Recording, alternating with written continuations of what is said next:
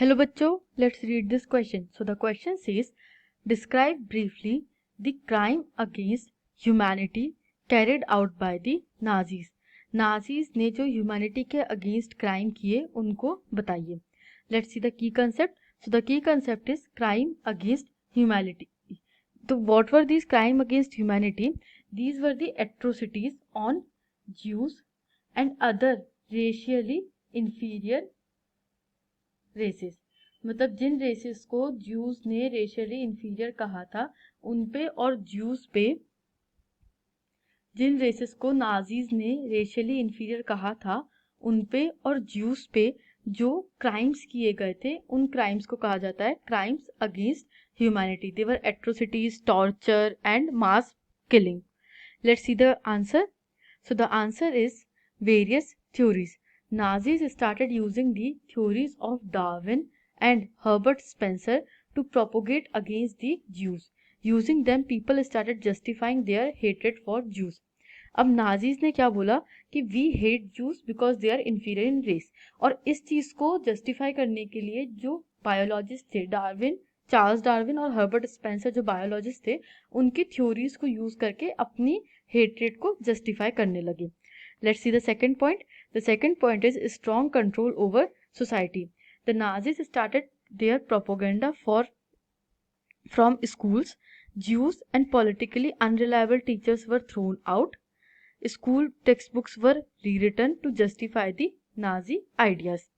Mothers were supposed to teach their children the Nazi values. All the girls had to maintain the purity of race and follow the code of conduct. अब Nazis ने अपना propaganda start किया था right from the school, जिससे कि society पे एक strong control हो सके. अब यहाँ पे जो भी ज्यूज और पॉलिटिकली अनरिलायबल टीचर्स थे उन सबको हटा दिया, स्कूल टेक्स्ट बुक्स को रीराइट किया, वापस से लिखा और नाजी आइडियाज को इम्पोज किया. Mothers were suppose to teach their children Nazi values, और गर्ल्स को बोला गया कि they have to maintain a purity of race. They cannot marry out of the race and they have to follow a code of conduct. Let's see the third point. So the third point is propaganda through press and media. Media का और press का use करके propaganda फैलाया गया. The Nazi regime used language and media with care. Nazi ideas were spread through visual images, films, radios, movies, etc. Jews were shown as rats and pests. Various code languages were used for killing operations to protect government from world reaction. अब media का बहुत intelligent use किया Nazis ने.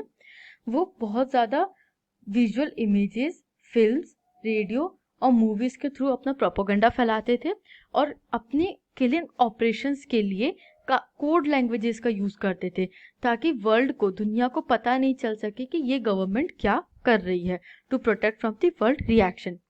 Let's see the fourth point. The fourth point is Nazi elimination programmes. Nazi believed in full elimination of the undesirable races. More than 6 million Jews, Gypsies, mentally and physically challenged Germans, and all the political opponents were terminated in the concentration camp. अब Nazis का क्या मानना था कि जितनी भी racially inferior लोग हैं या जो जर्मन आर्यंस की सोसाइटी के लिए सूटेबल नहीं है, अनडिजायरेबल है, उनको एलिमिनेट कर दो, खत्म कर दो. In this process, they executed more than 6 million Jews, Gypsies, mentally or physically challenged Germans और political opponents.